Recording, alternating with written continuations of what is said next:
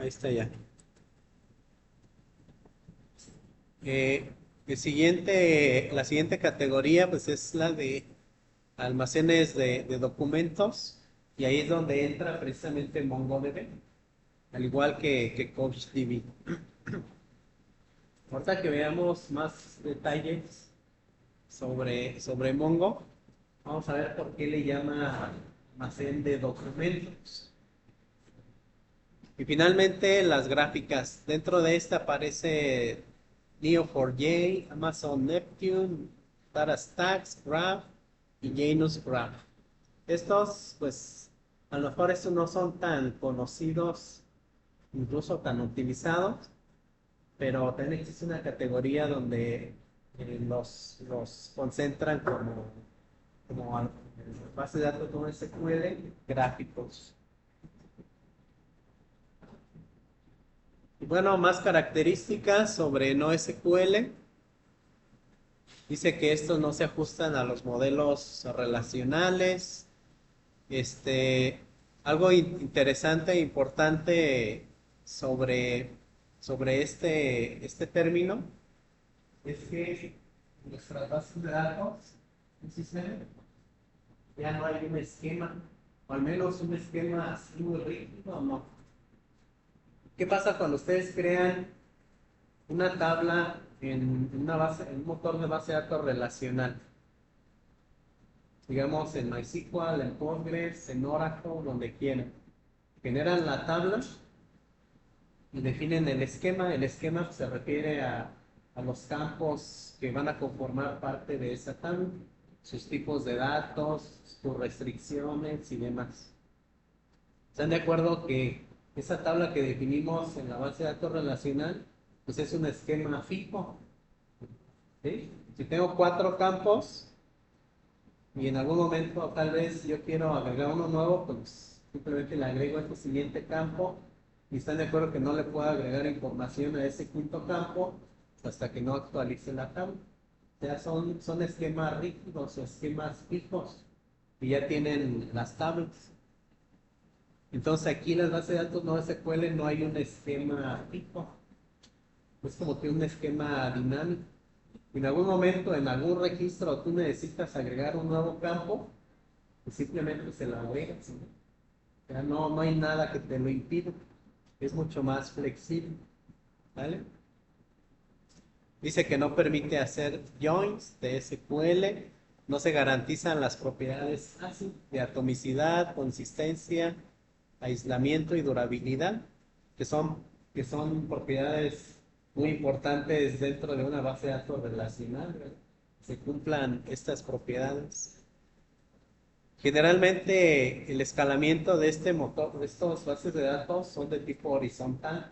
¿Habían escuchado hablar tanto de escalamientos verticales como escalamientos horizontales?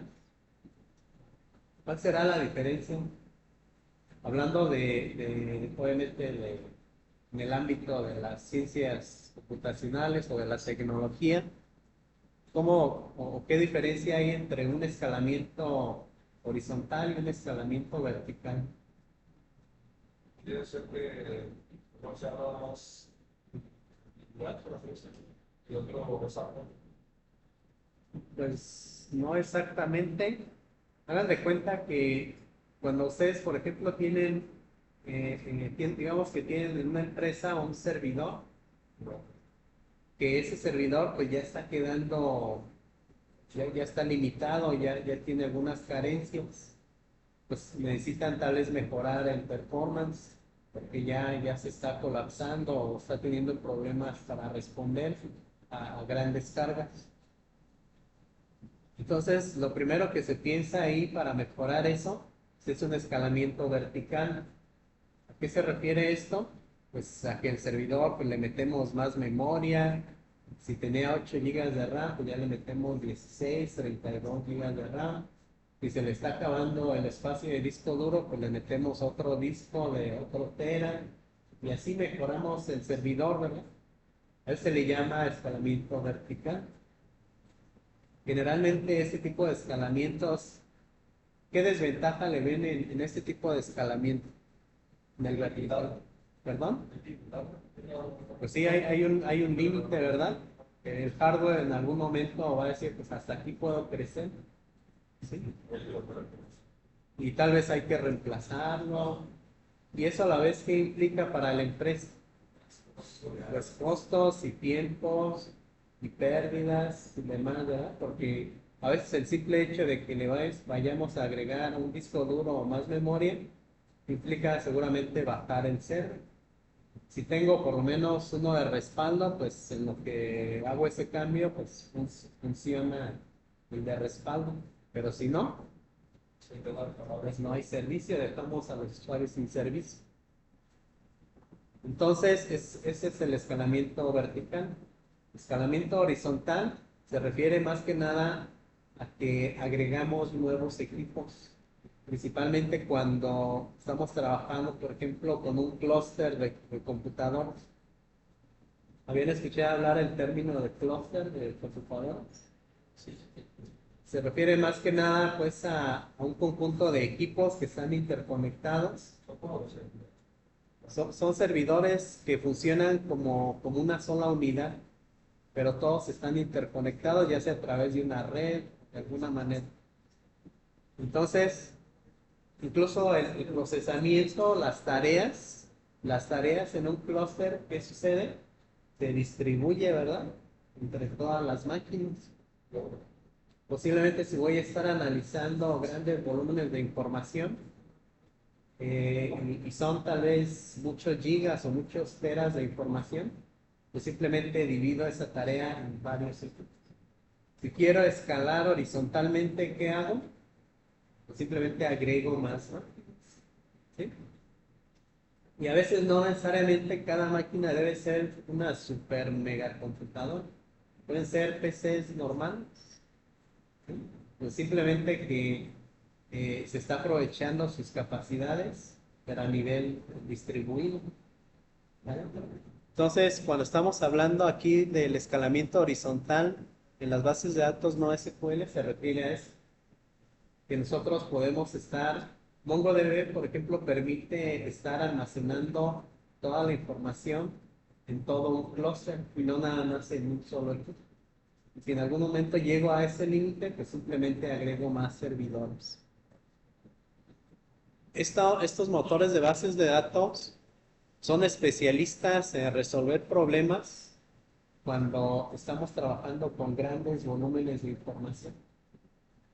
Actualmente sabemos que estamos en el área de ¿qué? La época de ¿qué? Pues de la inteligencia artificial y del Big Data, ¿verdad?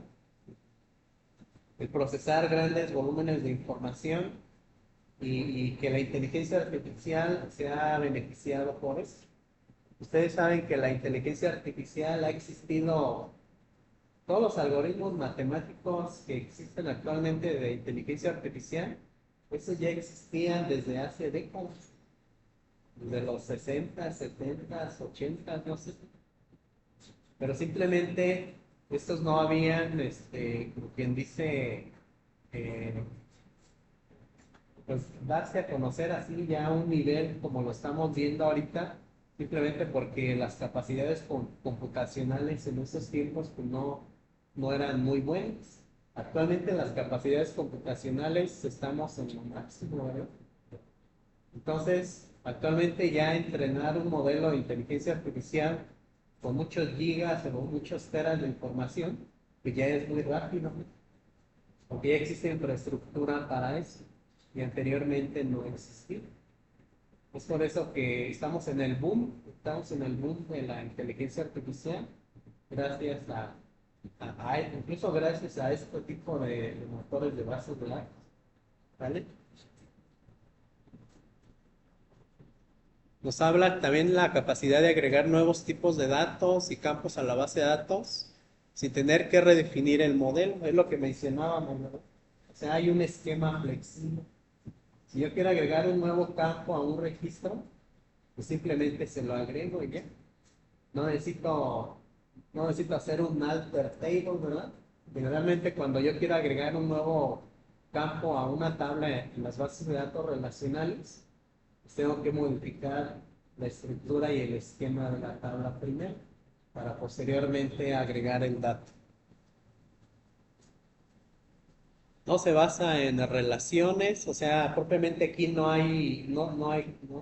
existe ese término de que voy a relacionar dos tablas o voy a relacionar dos conexiones, ¿sale? Eso no existe. Habíamos dicho que se le considera más un almacén de datos o un data store y no tanto una base de datos. Se pueden hacer inserciones y actualizaciones asíncronas. Se enfoca precisamente en el rendimiento y en el performance. Los problemas de escalabilidad que generalmente tienen las bases de datos relacionales, pues aquí se solucionan también. Incluso pueden existir todo tipos de datos, tanto datos estructurados como datos no estructurados o semiestructurados. ¿Qué pueden considerar un dato no estructurado? ¿Habían escuchado hablar también de ese término? Por ejemplo, un documento en Word, un PDF, a lo mejor es un oficio que tiene cierta información o un reporte que tiene cierta información. Y a lo mejor si eso lo queremos almacenar en una base de datos, ¿qué tipo de datos se podría considerar? Un simple documento. ¿Estructurado o no estructurado?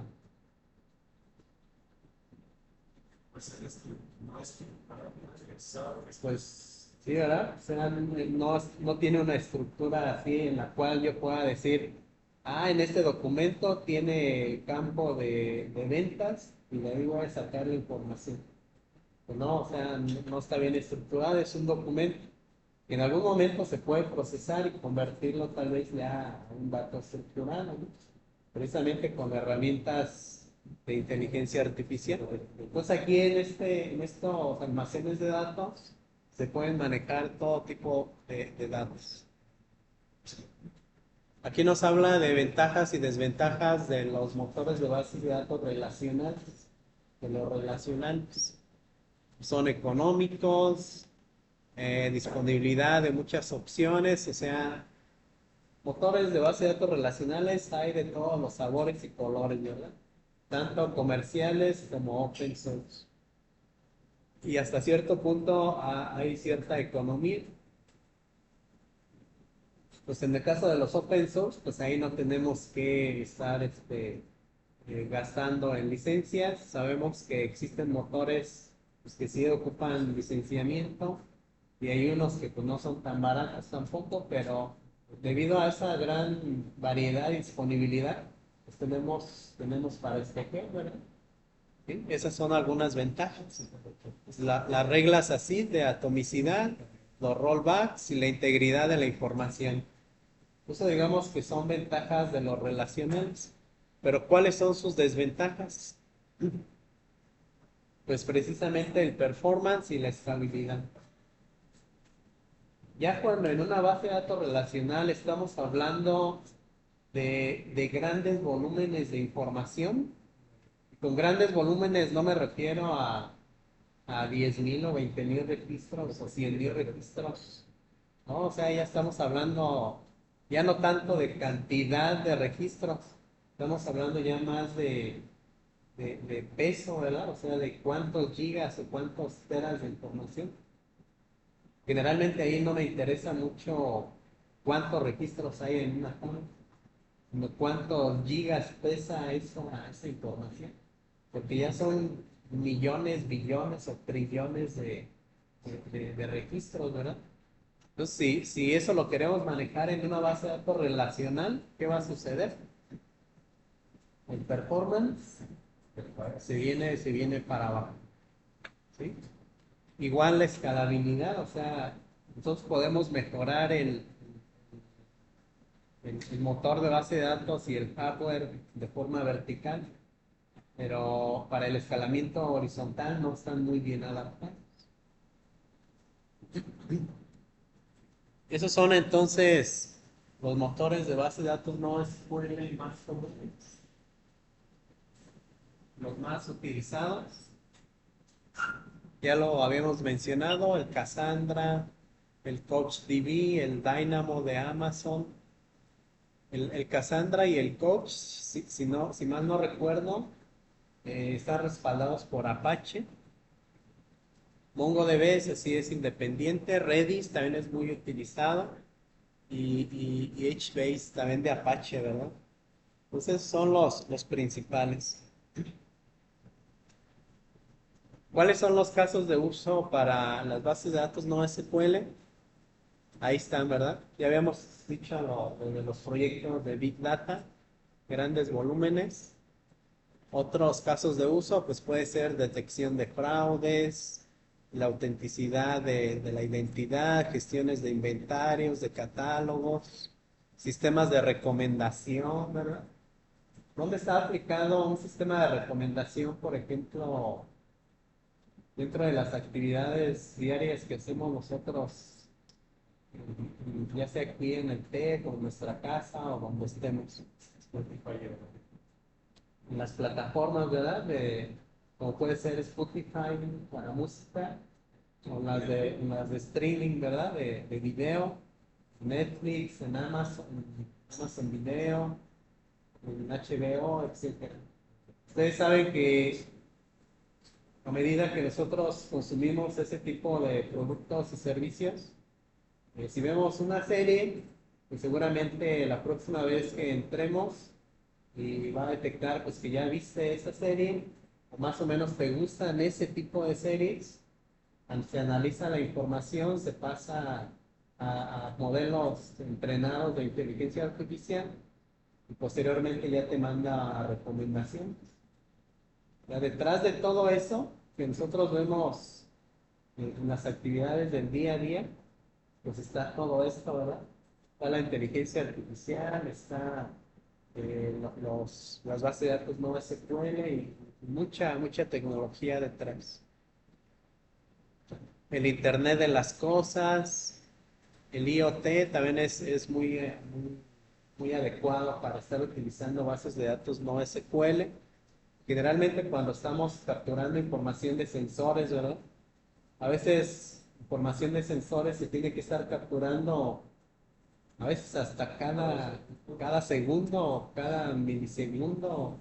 Ahora imagínense toda la cantidad de información que se genera con toda la información que se captura por sensores. Ahí lo más adecuado pues, es guardar esa información en bases de datos no SQL. No, yo hice un proyecto de dos secciones de río. ¿Ok? Se almacenaba pues, cada segundo. Cada segundo. ¿Qué almacenabas? Temperaturas, Humedad, humedad. todo diferentes cosas. Pero se guardaba en una base de datos de base. ¿Ok? Y creció un montón de datos. ¿Hasta cuántos registros llegaste? Pues sí fueron. Ahí hubieses podido utilizar aquí una base de datos no SQL. Bueno, hay otros casos de uso: mensajería, logística, gestión de contenidos, gestión digital. En general, pues realmente la aplicación de estos motores de bases de datos es muy amplia. Y ya hablando específicamente de MongoDB, nos habla que, bueno, el término MongoDB proviene de un mongoose que se refiere más que nada a manejo precisamente de grandes volúmenes de información. Y aquí es donde nos dice que es una base de datos orientada ¿a qué? A documentos. Es decir, es una base de datos relacional. Generalmente, ¿cuáles son los elementos básicos de esa base de datos? Pues obviamente son las tablas, ¿no? Y las relaciones que existen entre ellas. Entonces, nos vamos a dar cuenta aquí que las bases de datos no SQL pues no se van a llamar tablas y los registros no se van a llamar así. ¿Sí? En la base de datos no SQL, una tabla es más bien conocida como una colección. Y un registro es conocido mejor como ¿qué? Como un documento. Voy a insertar un documento a la colección producto.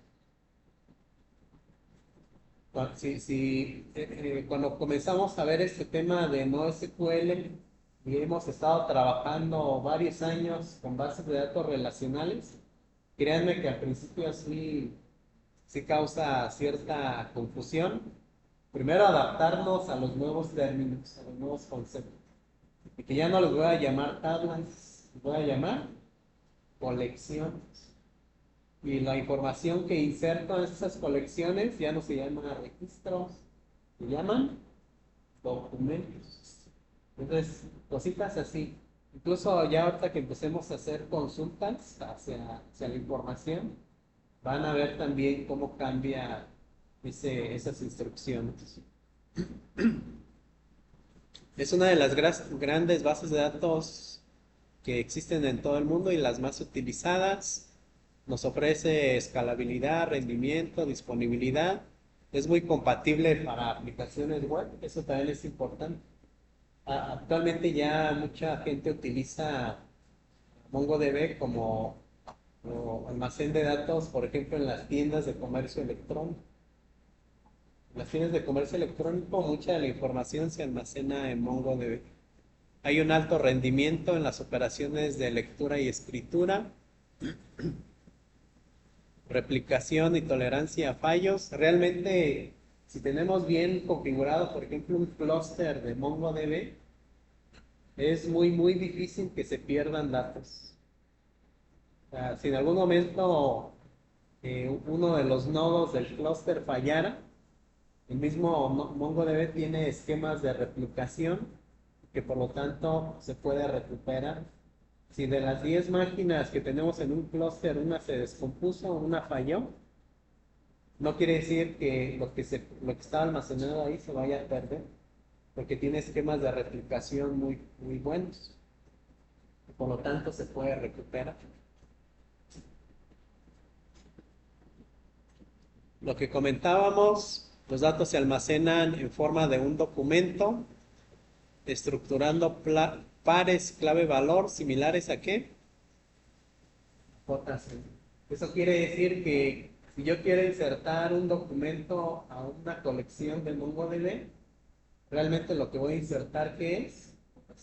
Una cadena JSON. Ese es un documento. ¿Sale? Los almacenes de datos, bueno, almacenan los datos en formato BSON, lo que nos dice que es como la representación binaria, ¿verdad? De JSON. Muy importante ese punto número 3, miren. Nos dice, un documento posee un atributo especial llamado cualquier documento. En algún momento insertemos una colección de MongoDB. Siempre cualquier documento va a tener un atributo de nombre --id. Todo. Y no es necesario que incluso nosotros lo especifiquemos. Siempre lo va a tener. Hagan de cuenta que ese actúa como si fuese la llave primaria. Como si fuese la llave primaria de ese documento. ¿Sale? De hecho, aquí nos dice, identifica de forma inequívoca al documento. Es como una llave primaria. Esos documentos a la vez se almacenan ¿en qué? En las colecciones. El equivalente pues, son las tablas. Formando así un conjunto de documentos con atributos similares. Y aquí nos habla que se puede decir que la colección equivale precisamente a una tabla en las bases de datos relacionales.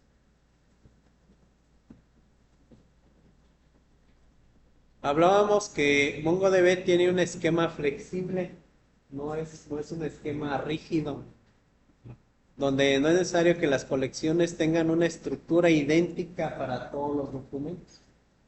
A ver, chequen esos documentos o esas cadenas JSON y díganme en qué aspecto es flexible el esquema.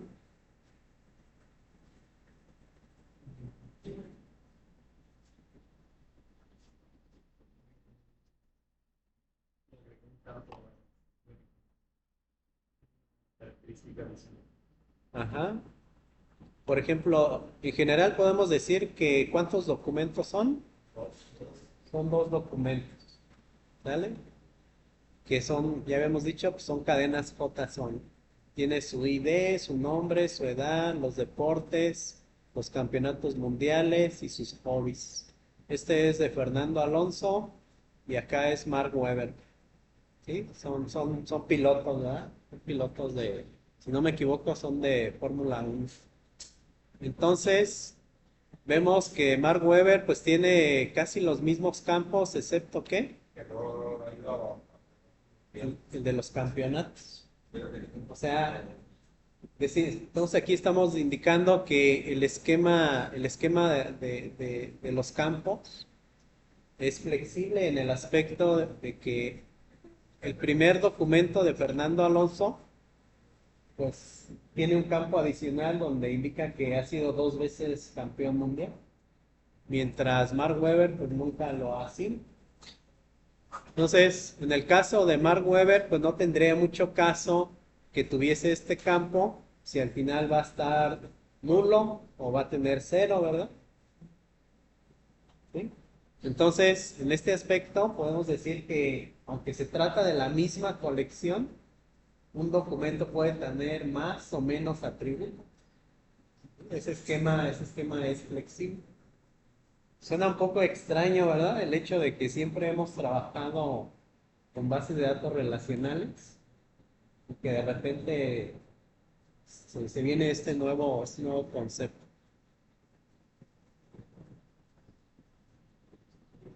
¿Habían escuchado hablar acerca de la pila NERV? Sí, no. Sí, otro también. Sí, y hay así es, y hay más variantes. Esa pila MERV es ideal precisamente para desarrollo de aplicaciones web. ¿Y qué significa cada una de las letras? La M es Mongo, la E Express, la R es de React y la N de Node.js. Entonces, actualmente si ustedes ahorita googlean, si buscan un tutorial de MERV, significa que les va a explicar cómo combinar todas estas tecnologías para desarrollar una página web. Y efectivamente lo que comentaba su compañero, pues hay variantes. Por ejemplo, si tú dices, no, pues yo no quiero React, yo quiero Angular, pues ya sería que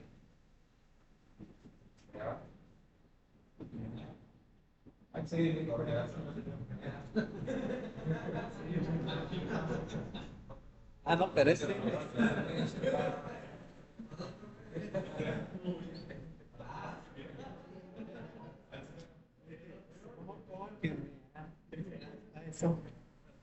No sé, hay un sneeze. Entonces, la R se cambia por una A, ¿sí? Y así, tal vez en algún momento, incluso el mismo framework de Express, tal vez se puede cambiar por otro. ¿Sí? O sea, al final, la intención es combinar todo este tipo de tecnologías y aplicarlas precisamente en, en el desarrollo de aplicaciones web. Y que comprende tanto el back como el front, ¿verdad? Y que de hecho, pues esto es lo que vamos a estar utilizando. Ahorita en el desarrollo del API, pues vamos a utilizar Mongo, Express y Node. Y ya para el front-end, cuando nos adentremos al tema front-end, pues no nada más puede ser React, podemos estar utilizando algunos otros. Bueno, aquí ya viene otra explicación acerca de otro motor de base de datos que es Cassandra, también uno de los más populares. Y como pueden ver ahí, pues son casi casi las mismas características que MongoDB, ¿verdad? Alto rendimiento, alta disponibilidad, trabajo con clústeres, datos estructurados, no estructurados, manejo de datos en el orden de ¿qué? ya de los petabytes, ¿verdad? O sea, ya estamos hablando de los petabytes que vienen siendo, ya son trillones. Ay, la verdad no me acuerdo. Bueno, hay que buscarle ahí y ya habla de trillones los petabytes. En el caso de Cassandra, pues también tiene un lenguaje de consulta que se llama SQLSH, que es muy similar a SQL. Aquí en esta presentación, todavía no se las comparto, pero más a rato las subo ahí en el Classroom. Vienen dos procedimientos con los comandos que en algún momento ustedes pueden llevar a cabo para instalar tanto Cassandra como para instalar MongoDB. Los comandos en su momento los probé en máquinas de Ubuntu. Aquí te dice que en una máquina de AWS, de S2, pero al fin y al cabo son máquinas de Ubuntu. Entonces, si realmente nosotros ahorita no vamos a hacer procesos de instalación de estos motores. Como les había dicho, prefiero en este momento hacer uso, por ejemplo, del servicio de MongoDB en la nube, ¿verdad? El MongoDB Atlas, pero si en algún momento alguien quiere experimentar e instalar estos motores en sus máquinas, les puede ayudar estas guías. Este es para Cassandra y este es para MongoDB. De hecho, la instalación de MongoDB es incluso hasta más sencilla, son menos pasos. En este caso, con un simple apt-get install. Aquí nada más como una observación. Yo creo que hace fácil, ¿qué será? No sé, menos de un año, pero máximo un año. Yo intenté instalar MongoDB en WSL y en WSL sí me dio problemas. Al final sí lo logré configurar, pero a base de ciertos trucos adicionales, digamos. Pero si lo instalan, por ejemplo, en una máquina virtual de Ubuntu o de Debian o cualquier otro Linux, va a funcionar sin problemas. Específicamente a mí, en su momento, me dio problemas, pero con WSL. Y sería cuestión de probar en estos tiempos. Les digo, eso fue hace como un año. Sería cuestión de probar ahorita si ya se corrigieron esos errores. Y también se podrá estar instalando en WSL. Bueno, ya finalmente unas ligas para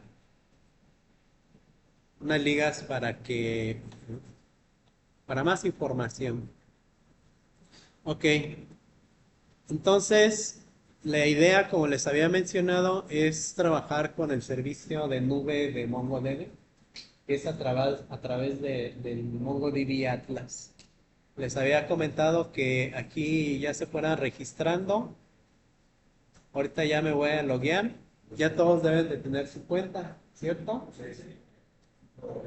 Ok. Entonces, aquí yo me estoy logueando al DB Atlas. Inicialmente, inicialmente,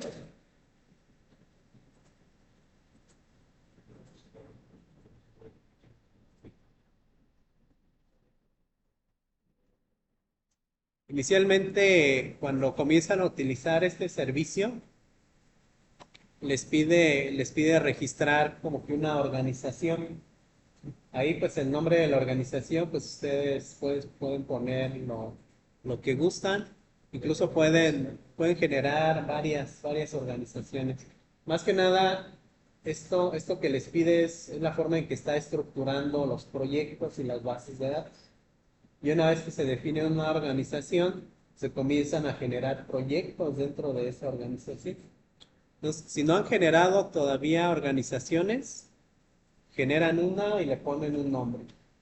En mi caso, pues yo tengo la del Tech Celaya. Entro a esta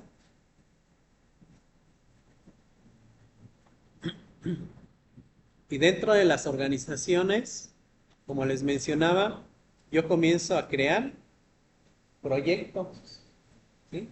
Entonces, por ejemplo, pues como pueden ver, yo aquí tengo ya varios proyectos. Voy a generar uno nuevo.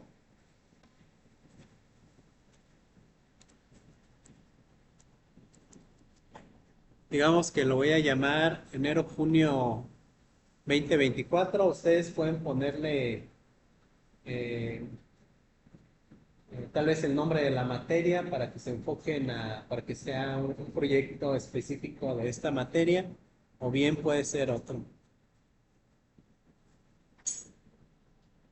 Bueno, aquí me está marcando un error. No sé si sea por los guiones bajos.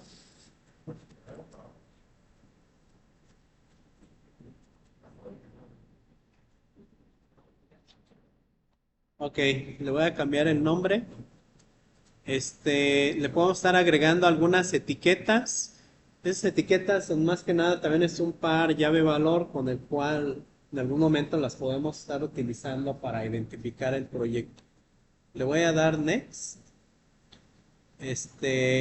No, incluso me pide generar también en algún momento la posibilidad de invitar a miembros para trabajo colaborativo. Por el momento así lo vamos a dejar. Yo con mi cuenta con la cual tengo registrada seré el propietario de este proyecto. Le damos crear.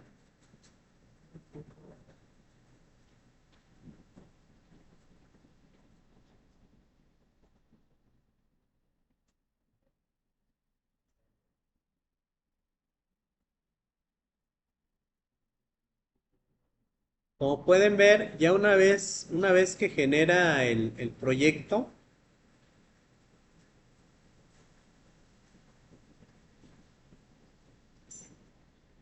ahorita me causó un poco de...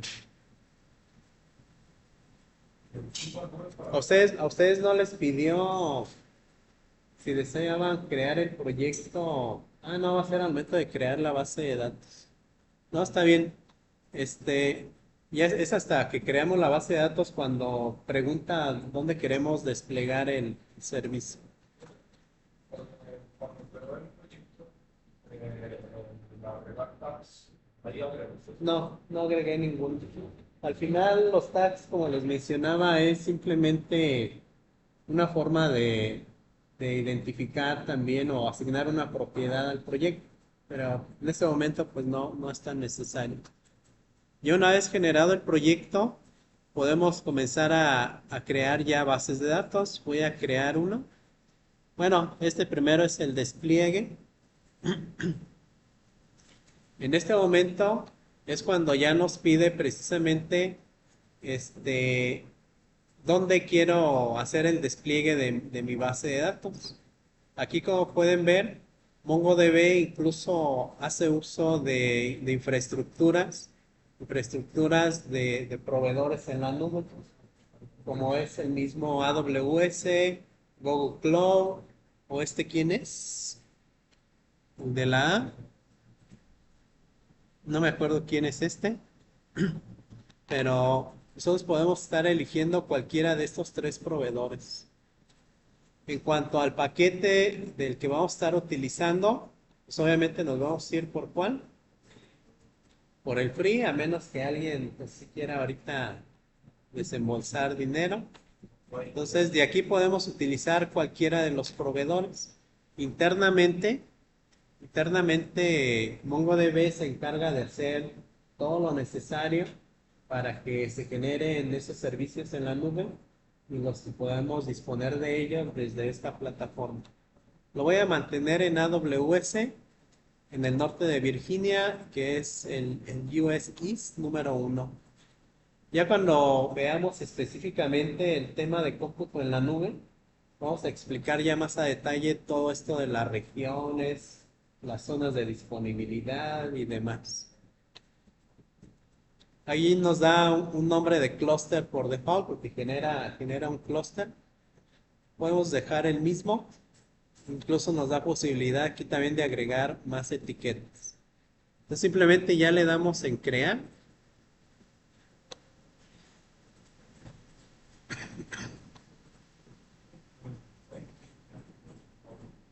Ahí debe estar trabajando.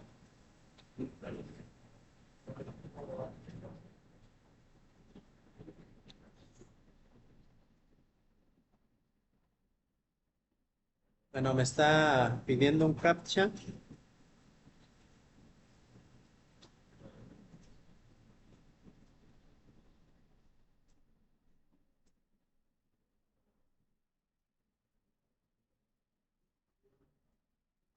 Ok. Una vez que se hace el despliegue, les debe mostrar esta ventana. Obviamente, como yo acabo de levantar una infraestructura con la cual voy a trabajar en MongoDB, también necesito un usuario para conectarme. Y eso es lo que me está pidiendo ahorita. Este usuario será como el usuario administrador de esta base de datos. Aunque más adelante yo también voy a poder estar creando nuevos usuarios. ¿Vale? Entonces, pues ustedes pónganle ahí el nombre de usuario que quieran.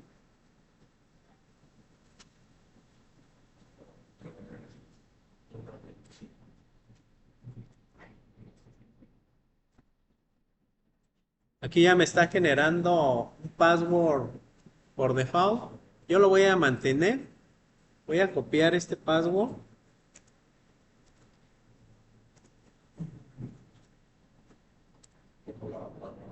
Lo voy a guardar por aquí. No se les vaya a olvidar, ¿eh? Aunque más adelante lo podemos consultar sin problema. Al menos el nombre del usuario. Y en algún momento si extraviamos, no debe haber tampoco tanto problema porque me permite generar más usuarios. Entonces le voy a dar en crear usuario. Me está preguntando que si desde dónde me voy a conectar. Generalmente, al tratarse de un servicio en la nube, pues obviamente me está pidiendo un origen de conexión. Ahí lo más adecuado es que pues sí definamos ciertos orígenes individuales de conexión y no le recomiendo a veces dejarlo abierto a todo internet, ¿eh? Aquí, por ejemplo, mientras trabajemos aquí en el tecnológico, podemos agregar la IP del tecnológico, la IP de salida. Cuando lleguen a sus casas, pueden estar agregando las IPs de sus casas. Aunque que en las casas regularmente cambia, ¿verdad? Ese es el problema en ocasiones, pero solo es cuestión de estarlo actualizando. ¿Vale? Entonces, como pueden ver, aquí me da la posibilidad de agregar mi IP actual. Le voy a decir que sí. Bueno, en mi caso, yo ya la tenía agregada, por eso me está diciendo. Lo que pasa es que aquí en el Campus 2 hay una IP de salida a Internet que es la misma para todos. Cualquier máquina que se conecte aquí en el Campus 2, no importa en qué departamento, en qué área estén, al final sale con una sola IP de salida. Entonces, seguramente yo ya la había agregado en otras ocasiones, por eso y me dice que ya no hay problema. Y es la que aparece acá, ¿verdad? Si es la misma, 201, 174, 184, 102. Ok. Bueno, ya una vez agregada la IP, finalizamos.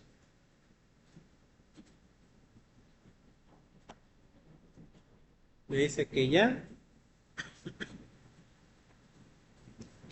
Y a partir de este momento, ya tengo listo mi proyecto. Ya tengo listo mi clúster de MongoDB para comenzar a trabajar. Noten que incluso aquí ya me ofrece una opción que dice Connect. A ver, vamos a darle aquí en Connect. Y me da las opciones de dónde quiero conectarme. Me quiero conectar a través de una aplicación, a través de los drivers. Me quiero conectar a través de Compass. ¿Se acuerdan que les había dicho que instalaran el MongoDB Compass? Sí. ¿Sí lo instalaron? Entonces aquí nos da la posibilidad de conectarnos con este desde el shell de una extensión de Visual Studio Code o de Atlas SQL. ¿Sale? Vamos a darle, por ejemplo, aquí en Compass. Aquí, por ejemplo, si no han descargado MongoDB Compass, aquí también les da la posibilidad de ya descargar. Si le digo que no lo tengo, aquí me da la opción de elegir la versión que yo quiero, en este caso la de Windows, la de Linux o la de Mac, y la descargamos. Si ya la tenemos, simplemente nos pide la versión. Yo instalé la más reciente, que viene siendo ¿qué? Déjenme ejecuto MongoDB Compass. ¿Qué versión es? La 1.42.2. ¿Es la misma que instalaron? Esta debe ser la más reciente. Yo apenas la instalé ayer. 1.42.2. Que incluso aquí me da la opción de la 1.12 en adelante. Y ya una vez que tengo DB Compass, aquí como el segundo paso me lo marca, ¿verdad? Que esta viene siendo la cadena de conexión. Vamos a copiar esta cadena de conexión y nos vamos a ir a DB Compass. Notan que en DB Compass aquí inmediatamente me da la opción de generar una nueva conexión. ¿Qué vamos a hacer aquí? Simplemente vamos a pegar la cadena. Notan que la cadena ya incluye el nombre del usuario que generaron. ¿Y qué me está pidiendo adicional? El password. Vamos a pegar el password que nos generó. No vayan a usar mi cuenta, ¿eh? No, pues, de todas formas no tengo nada importante ahí. Entonces es su usuario, su contraseña y el dominio del clúster, ¿verdad? Que generamos. Este pues iba a ser diferente también. Entonces, después de esto, pues ya le vamos a darle guardar para tenerla. La contraseña se sustituye con todo y Sí, quítenle todo lo que el menor y el mayor que, y nada más la pura contraseña. Aquí nos pide guardar la conexión, le pueden poner un nombre y un color y guardamos. Las conexiones que en algún momento vayamos generando, aquí se van a ir desplegando, ¿verdad? Después de esto ya le damos en Connect.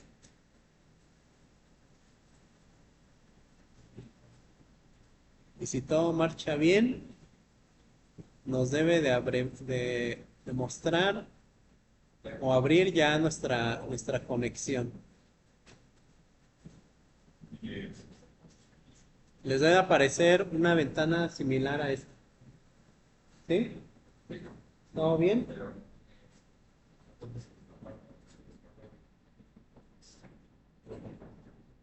Noten que hasta este momento todavía no nos conectamos a una base de datos específica, ¿verdad? O sea, simplemente nos conectamos al clúster o al servidor, donde ya está corriendo MongoDB, donde vamos a poder crear bases de datos y ya insertar información. Aquí en la parte izquierda, pues me muestra la opción de bases de datos, como, bueno, aquí aparecen unas ya por default, ¿verdad? Así como en MySQL, en Postgres, que ya existen bases de datos que son fijas, aquí también existen estas. Voy a generar una nueva base de datos. ¿Cómo le llamaremos?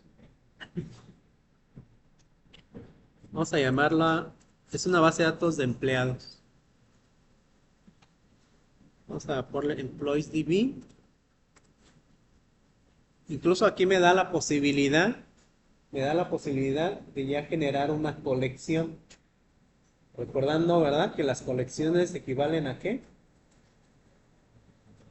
A las tablas. Una colección pues, sería una tabla. Vamos a decirle que sí me genere una colección de empleados.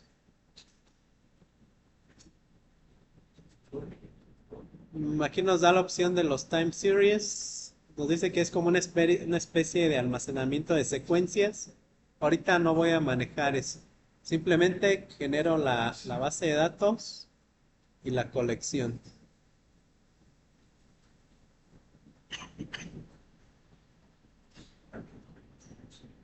Ahí está.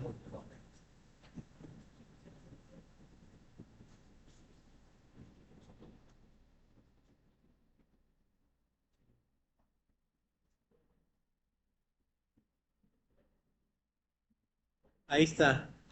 Como pueden ver, pues ya se generó la base de datos y la primer colección. A partir de esta ventana, pues yo puedo comenzar a generar información en esta colección. Por ejemplo, vamos a darle aquí en la opción que dice agregar datos y aquí donde dice insertar documento. Aquí pueden ver que al momento en que quiero insertar un documento, notan que ya le puso por default el guión bajo ID. ¿Se acuerdan que les comentaba que cualquier documento que insertemos en una colección, que va a tener el campo? Un campo especial de nombre, guión bajo ID, que no es más que un valor alfanumérico que va a representar de forma única ese documento que, que no, generalmente se hace automático, aunque yo no lo puedo generar, pero generalmente es automático. Vamos a hacer una prueba, vamos a suponer que yo quiero agregar un campo de nombre.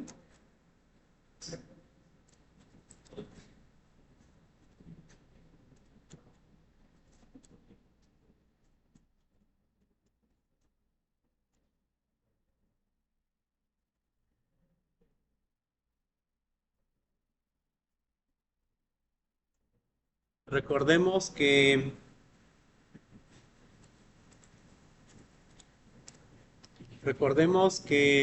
los documentos que insertamos en una colección de MongoDB, viene siendo pues una cadena JSON, ¿vale? Entonces aquí pueden ver que abre y cierra la cadena y son los pares llave valor como los que estuvimos trabajando recientemente.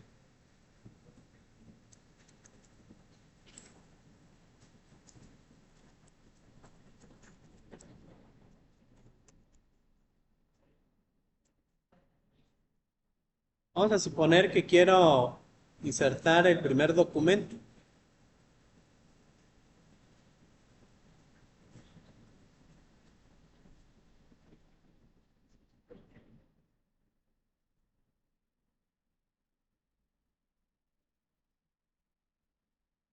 Ok.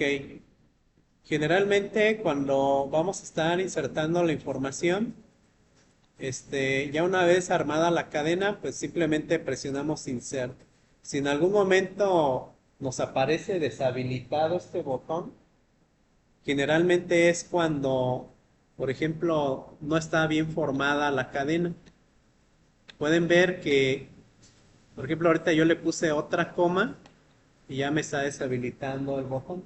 Entonces simplemente hay que tener cuidado que si en algún momento ya queremos insertar y no está habilitado, significa que tenemos alguna falla por acá. Entonces ya nada más le doy insertar.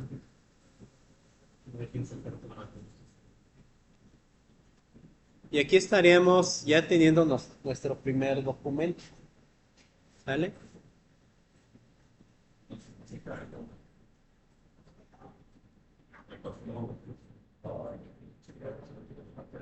¿Se acuerdan que tanto en MySQL o en Postgres y este tipo de motores de bases de datos existe también una línea de comandos, un cliente de línea de comandos, para que a través de una consola, pues yo me conecte y también pueda llevar a cabo ciertas operaciones. Eh, Esa línea de comandos también existe en MongoDB y le llama el Mongo Shell o el Mongosh. Ven aquí en la parte izquierda, aquí en la parte inferior, si ven esta leyenda que dice Mongosh, se refiere a Mongo Shell. Si le damos clic, ¿qué sucedió? Ya nos abrió esta consola. Ya en las versiones recientes de MongoDB Compass le incluyeron el Mongo Shell ya directamente. Ya en versiones, como por ejemplo, creo que fue el año pasado, todavía no, o a mediados, o el año pasado fue más o menos cuando ya se le incluyeron.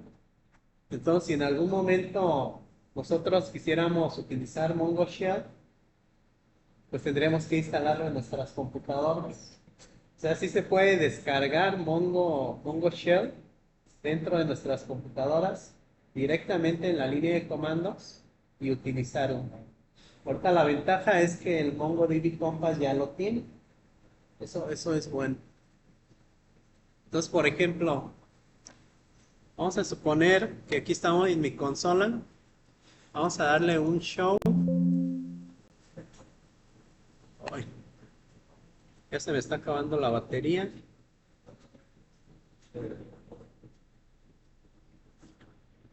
Denme unos segundos porque si no, sí se me va a apagar. Pónganle Show Databases y ahí les deben aparecer las bases de datos.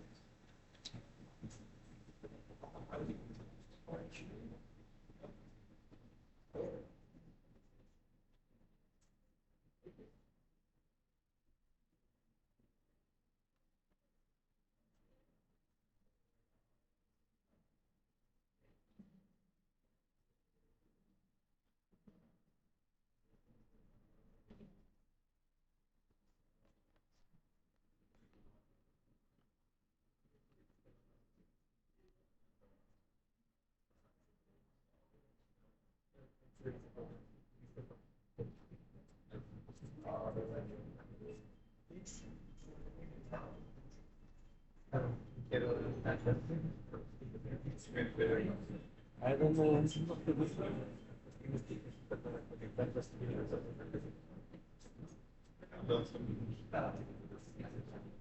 la batería y el sistema. Así, ya se tengo. Es la razón. Solo me estás diciendo.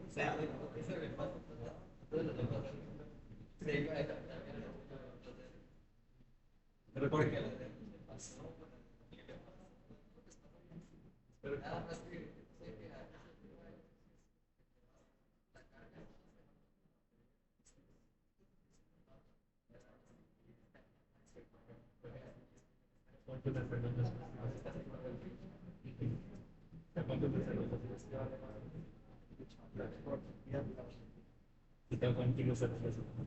sí, de hecho, si la otra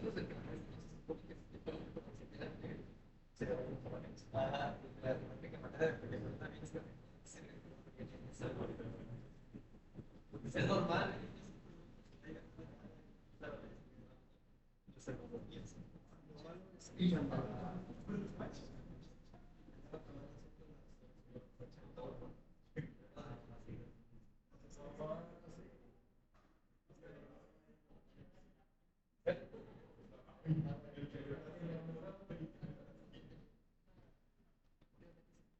Entonces, ya nos aparecen, ¿verdad? Nos aparecen las bases de datos. Se van a dar cuenta que los comandos son muy similares a los de MySQL. ¿Cómo nos conectamos a una base de datos en MySQL?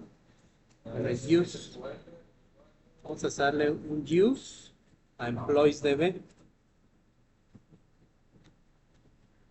Al momento de darle el use, incluso cambia el from, ¿verdad? Vamos a darle un show. Notan que incluso me da autocompletado. Está bien padre, ¿verdad? El cliente me da autocompletado en línea de comandos. Eso no es muy común. Le damos un Show Collections y ya nos muestra precisamente la colección que acabamos de crear. Vamos a suponer que aquí en línea de comandos quiero listar los documentos de esa colección. Vamos a darle un db.employees.find. A través de db.employees.find le damos enter y nos muestra precisamente el documento, ¿verdad? Que acabamos de insertar. Estos son un select asterisco from. Exactamente. Aquí hay que acostumbrarnos a que pues ya no vamos a utilizar el select asterisco. Eso ya no existe. ¿Vale? Más adelante, este, vamos a hablar de un tema que se llama el framework de agregación de MongoDB, así se le llama. Es el que nos permite precisamente ya llevar a cabo consultas, pero son consultas ya más complejas. Ahorita las consultas que vamos a hacer inicialmente pues son hasta cierto punto básicas. ¿Y a través de qué método? Del método find. ¿Sí? Ya más adelante vamos a ver ese framework y ya nos va a permitir hacer algo mucho más complejo. Vamos a hacer una prueba. Vamos a suponer que sobre esta colección quiero insertar un nuevo documento.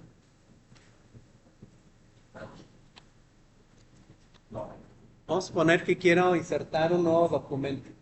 Entonces voy a utilizar precisamente el método insert one. ¿Sale?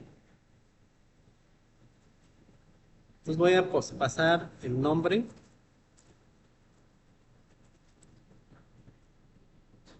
¿Qué más le pusimos? Email.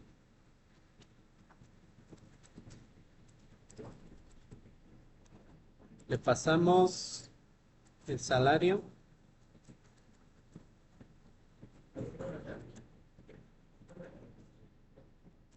Y le pasamos, ¿qué más?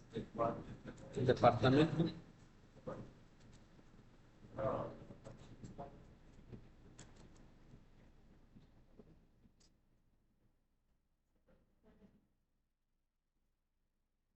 Habíamos dicho que los esquemas en MongoDB y en general en las bases de datos son flexibles, ¿verdad? Eso quiere decir que, por ejemplo, si yo ahorita inserto este nuevo documento y digo, pues para este registro, a lo mejor también le quiero insertar el género.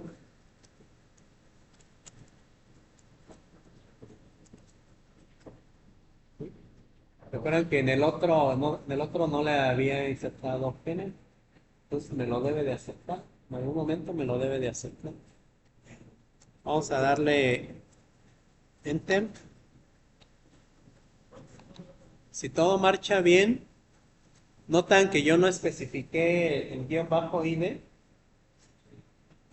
Ya una vez que se inserta el documento, me manda esto como resultado y me dice que se insertó el Object ID tal.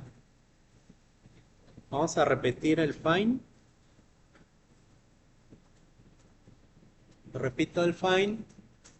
Y podemos ver que ya me aparecen los dos, ¿verdad? Ya me aparece a Juanito y Juanita. Son dos documentos diferentes. Y podemos ver precisamente que en el caso de Juanita ya le agregué el género. ¿Qué pasa? ¿Qué pasa con mi interfaz gráfica? Vamos a darle aquí en actualizar. Y ya me aparecen también los dos documentos, ¿verdad? Dentro de esta interfaz gráfica, notan que aquí me ofrece una caja de texto también para aplicar filtros. O sea, en esta casilla yo también puedo estar definiendo ciertas condiciones, ¿vale? No sé, vamos a hacer una prueba muy rápida. Vamos a decir que me muestre,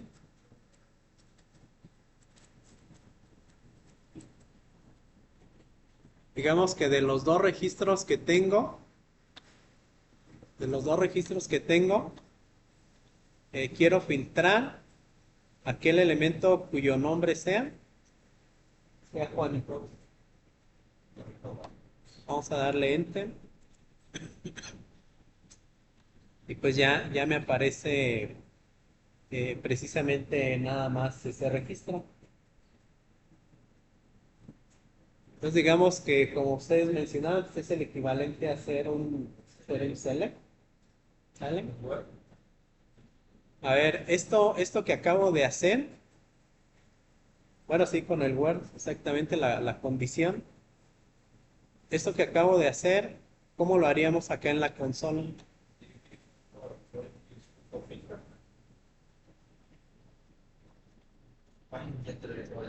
Con Find.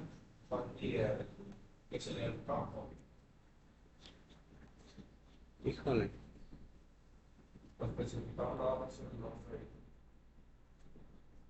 Vamos a usar este. Así es. Dentro del Find, aquí vamos a poner el nombre de esta manera. Entonces hacemos el db employees.find, cerramos paréntesis y definimos la colección entre llaves. Le damos Enter y así queda. Quisiéramos agregar más condicionales, es nada más agregar los campos, Con coma. la pantalla. Sí. Ahorita, antes de comenzar a hacer una consulta más compleja, lo que quiero que hagamos es insertar más información, porque están de acuerdo que pues ahorita nada más tenemos dos registros que no nos sirven de mucho. Ok, un ejercicio más de condición y enseguida hacemos eso de inserción de registros. Vamos a suponer, vamos a suponer que de la consulta que yo estoy haciendo, yo nada más quiero que me muestre su nombre y su salario. Yo no quiero ver ni correo ni departamento. ¿Sí? ¿Se acuerdan del select asterisco? Y luego, si no queremos todos, pues ahí especificábamos qué campos, ¿verdad? En el select. En este caso, lo vamos a hacer de la siguiente manera. Aquí el hecho de que nosotros definamos, en este caso, qué campos quiero mostrar dentro de MongoDB, a eso se le llama hacer una proyección. Yo voy a hacer la proyección de dos campos, que en este caso sería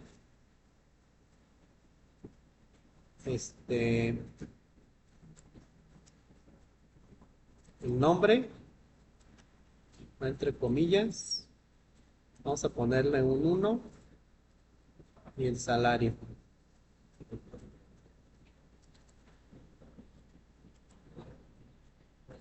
El hecho de que yo le ponga aquí nombre 2.1 y salario 2.1, el 1 es como una bandera, 1, 0, 1, 0, verdadero, falso, verdadero, falso. O sea, le estoy indicando que el nombre me lo muestre, le pongo un 1, y el salario me lo muestre, le pongo un 1. Si en algún momento yo quiero especificar que no aparezca un campo, pondría un 0. Le voy a dar Enter. Al darle Enter, ¿qué sucedió? Ya me mostró el nombre del salario. Notan que me sigue apareciendo el guión bajo ID. Siempre este es el metiche, ¿eh? Que aunque no lo llamamos, ahí se cuela. Ese es como el que va a las fiestas sin invitación. Ahí de todas formas aparece. Pero si yo no quiero que aparezca, ¿qué debo de hacer? Lo oculto. Le pongo el firewall ahí, ¿verdad? Para que ya no entre. Entonces aquí pondríamos guión bajo ID en 0. Entonces al agregarle el guión bajo ID 0, pues ya nada más me aparecen los dos campos, que yo quería desde un inicio. Entonces de aquí podemos ver pues que cambia totalmente la forma de ver, de pensar las cosas y de escribir instrucciones cuando ya trabajamos con bases de datos no SQL, a como estamos acostumbrados en bases de datos relacional. O sea, nos cambia todo. Al principio sí cuesta un poquito de trabajo, pero créanme que practicando rápidamente se van a adaptar. ¿Vale? A ver, hasta aquí, ¿todo bien? ¿Se acuerdan? ¿Se acuerdan de la página de Mocarru? ¿Se acuerdan que una vez les hablé de esta página? La de mocarru.com. ¿Se acuerdan cuando vimos el tema de...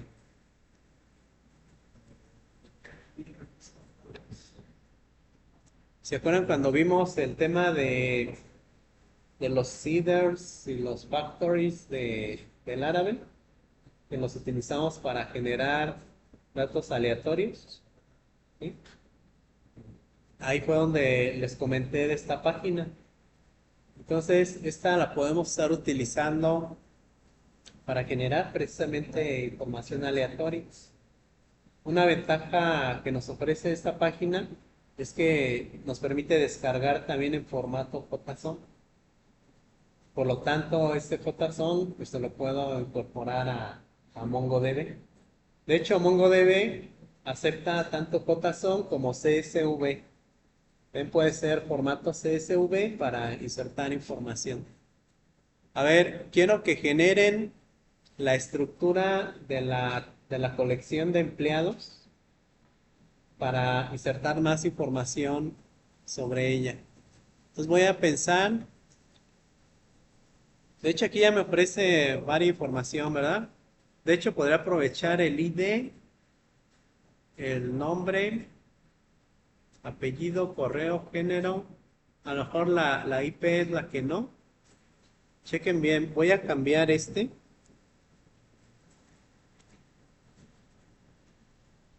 por EMP-NO. Si quiero que me genere un número de empleado. Yo sé que ya tengo el guión bajo ID para, para identificar el documento, ¿verdad? Pero aún así vamos a suponer que yo quiero también generar un número de empleado. Quiero sus nombres, sus apellidos, su correo, su género. ¿Qué más habíamos dicho? El salario. Cuando yo indico o le doy clic aquí en la columna tipo, me da la posibilidad de cambiar el tipo de dato. El salario, ¿qué debe de ser? Vamos a buscar un number. Hay varios numbers. Voy a seleccionar este. Noten que cuando yo selecciono el tipo de dato number, me puede definir un mínimo y un máximo. Vamos a decirle que me genere números desde 1000 hasta 100,000. ¿Perdón? Sí, es un número normal. ¿Perdón? de 1000 hasta 100,000 y le voy a decir que me genere dos decimales. Bueno, si creen conveniente un salario con decimal, Por el igual, pues no creo que nos afecte tampoco, ¿verdad? Vamos a agregar otro campo, el departamento.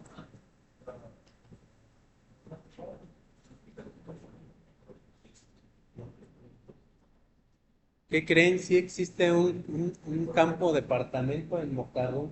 Entonces vamos a darle aquí un departamento de corporativo, ¿verdad? No de retail, porque aquí esto no aplica mucho.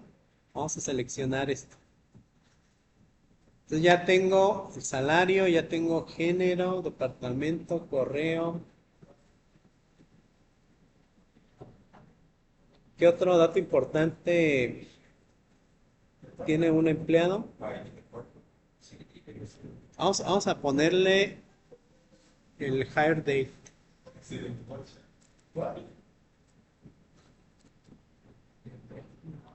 El hire date es la fecha de contratación. Tiene un date time. ¿No habrá un puro date?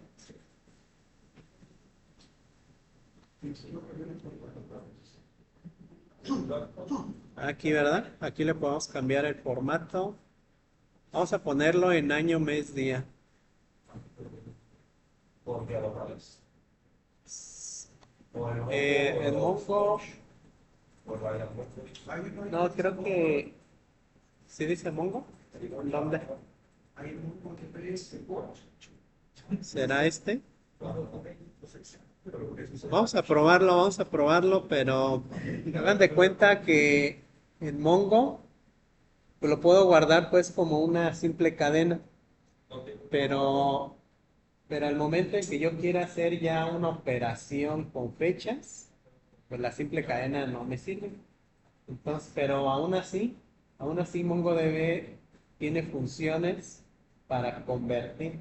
O sea, convierte una cadena en fecha. Y por lo tanto yo puedo ya comparar fechas. Ahorita vemos cómo genera ese POC. Ok.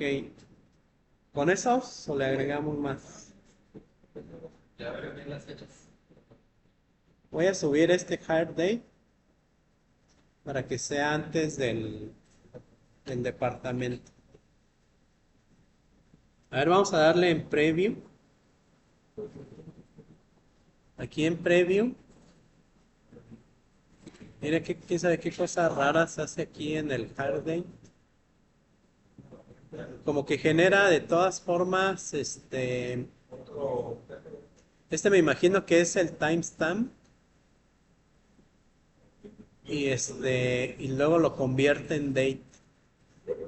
No estoy seguro si nos va a servir así. Vamos a ponerlo normal mejor. De todos modos, ahorita no. Vamos a dejarlo como año, mes, día.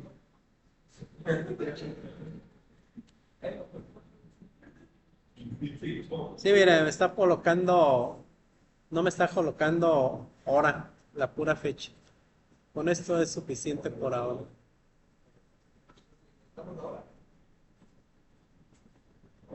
No, así nada más.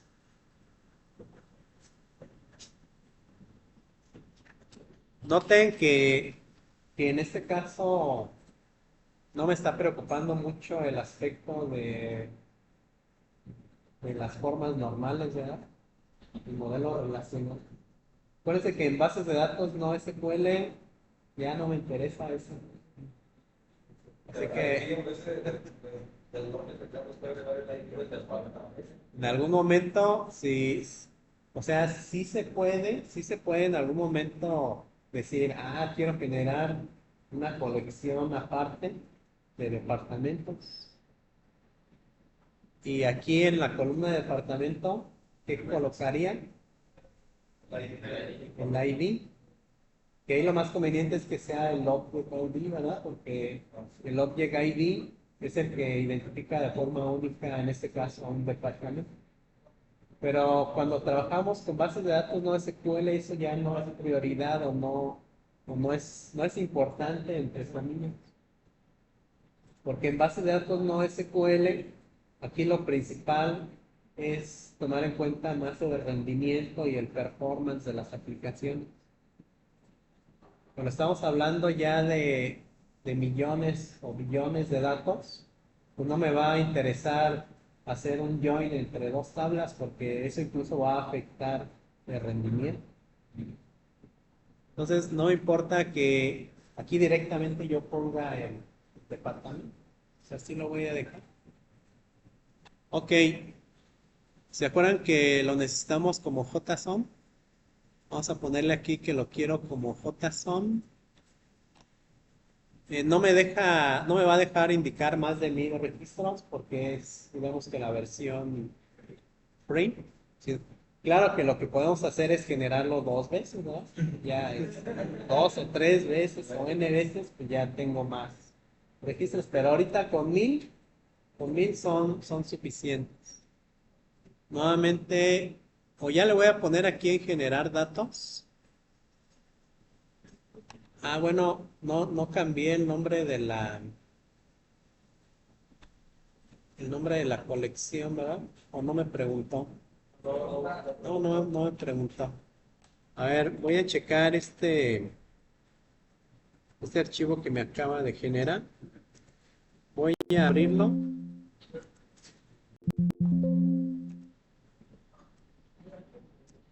Vamos a abrir este documento.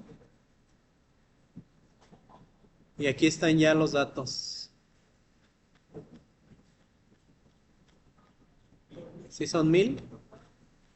Sí, ¿verdad?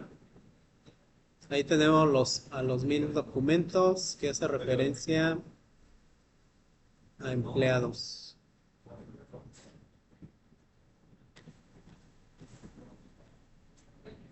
Ok. Voy a...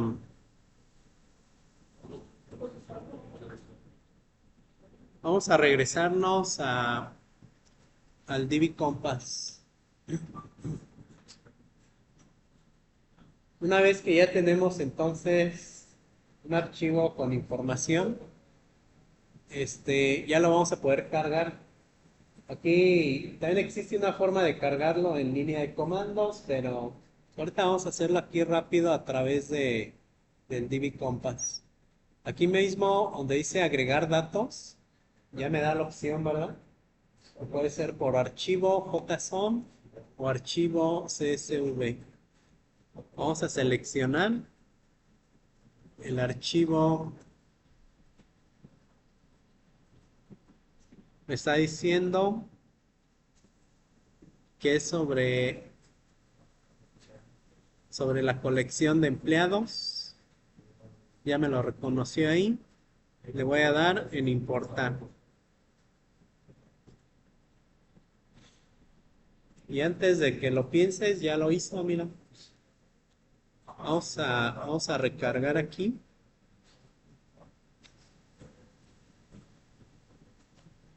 Ah, bueno, tengo la condición, ¿verdad?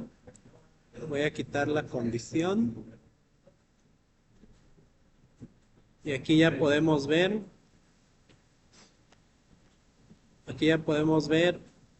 los registros o los documentos que se insertaron. Ahí están. Aquí nos da la posibilidad de verlo bajo ciertas vistas, ¿verdad? Por ejemplo, aquí nos lo muestra como una especie de renglones. Aquí nos lo muestra como cadena JSON. O si lo queremos ver como un formato de tabla tradicional, pues también lo podemos ver así. Incluso aquí directamente también podemos modificar, ¿verdad? Si yo le doy aquí doble clic, ya me da la opción de editar. ¿Sale? Yo modifico un dato y simplemente le doy en actualizar. O bien a borrarlo también. ¿Perdón? Sí, fíjate que el Data Grip en algún momento sí también nos permite conectarnos con MongoDB. Nuevamente, en su momento, cuando yo lo probé, tiene fallas. Es decir, al momento de que estás haciendo los queries, las consultas, este, qué cosas raras hacía, ya no me acuerdo. Bueno, yo me acuerdo que hacía cosas raras. Entonces, es cuestión de que le prueben. Hagan pueden hacer la conexión con Datagraph y pues intentar hacer ahí las consultas. Si no, y yo espero que ya en estas nuevas versiones de Datagraph, si es que había errores, pues ya se hayan corregido.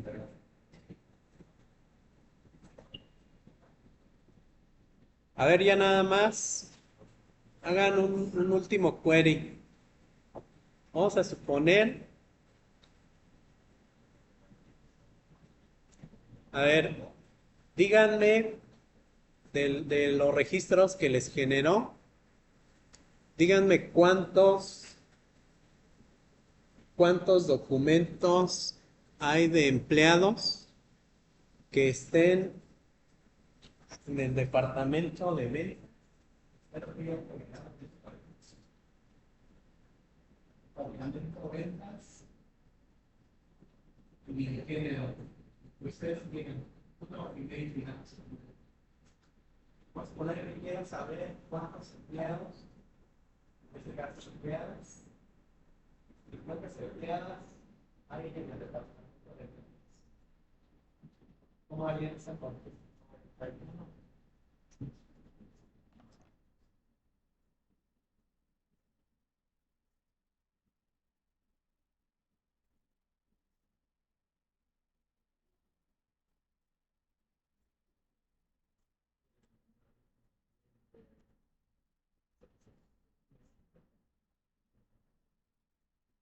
Aquí está la condición. Habíamos dicho que para poner más de una condición, simplemente con coma.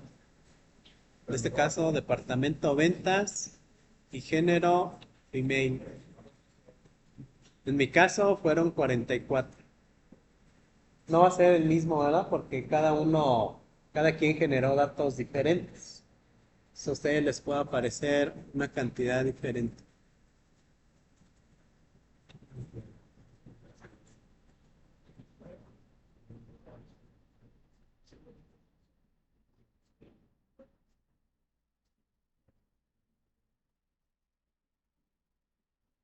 A ver, si quiero saber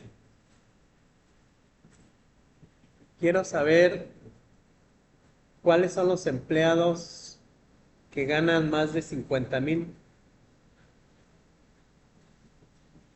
mayor o igual a 50,000.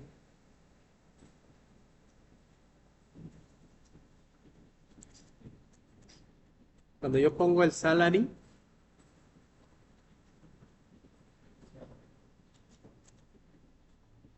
obviamente si yo pongo aquí una cantidad fija, digamos pongo el 50,000 aquí, pues me va a buscar nada más los que ganan exactamente 50,000. Que lo más probable es que no vaya a traer ninguno. No. Porque incluso, seguramente si alguien gana 50,000, le puso, acuérdense, los decimales, ¿verdad? Por eso no encuentra ninguno. Entonces, para esto, vamos a hacer lo siguiente. Hay unos operadores especiales que inician con signo de pesos y luego el operador. Por ejemplo, el GT, ¿qué significaría? Greater than, ¿verdad? O sea, mayor que. Y el GTE sería el mayor o igual, ¿verdad? El I es de equal. Pues vamos a utilizar el GTE. Con esto le estamos indicando que mi condición será que el campo salario, debe ser mayor o igual a 50,000. A ver, vamos a darle.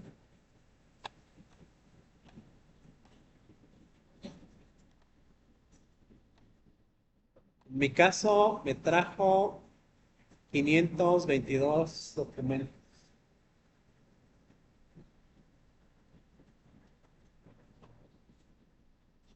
Y aquí lo podemos comprobar, pues aquí me aparece uno de 70,000, 86,000, 82,000, 56,000 y así sucesivamente. Sí lo está haciendo bien, ¿verdad? Si lo quiero bajo un rango, quiero saber los que ganan entre 50,000 y, no sé, 60,000, 50 y 60,000.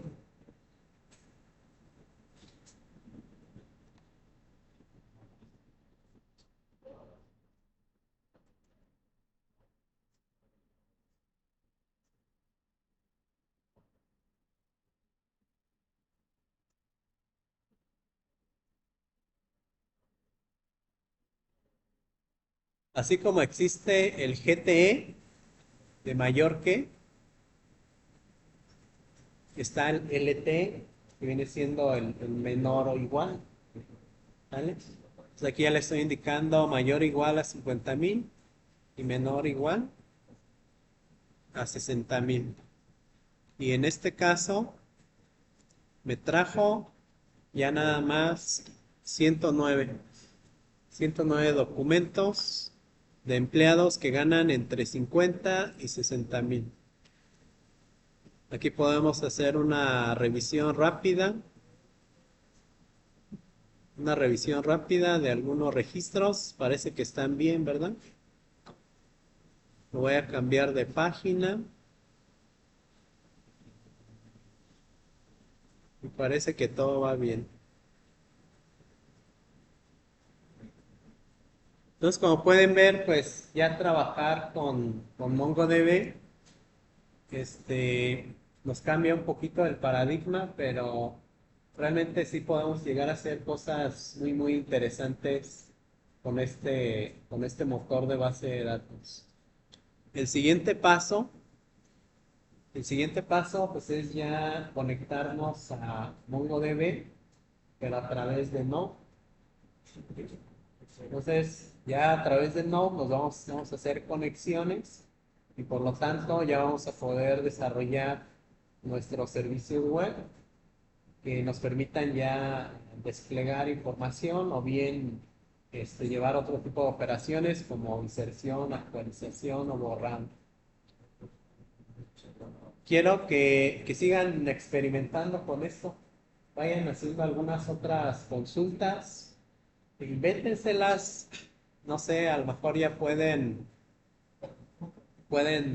combinar campos para llevar a cabo ciertas consultas, a lo mejor empleados de cierto departamento que ganen tanto. O a lo mejor quieren llevar a cabo otro tipo de operaciones ya más complejas, como a lo mejor hacer agrupaciones. No se pueden hacer agrupaciones, pero eso ya implica usar el framework de agregación que era el que les comentaba hace un rato. En fin, por lo menos consultas simples de los campos ahí indicados se pueden hacer sin mayor problema. Entonces sigan probando, por favor. Y en la siguiente sesión, ya para el viernes, ya hacemos conexión. Hacemos conexión a base de datos. De igual forma, les pido, vayan leyendo cómo hacer una conexión desde MongoDB, desde Node.js, MongoDB. Se van a encontrar con muchos, muchos tutoriales. Nosotros lo vamos a hacer principalmente de dos formas. Vamos a ver dos formas diferentes de hacer conexión a base de datos desde Node.js hacia MongoDB.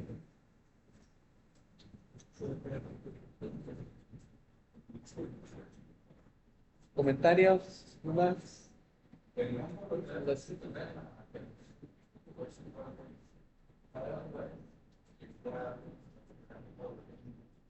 No, no es necesario. Por ahí les dice que instalación. Pueden hacer. Probablemente todo el trabajo que vayamos a hacer con mono va a ser con de qué forma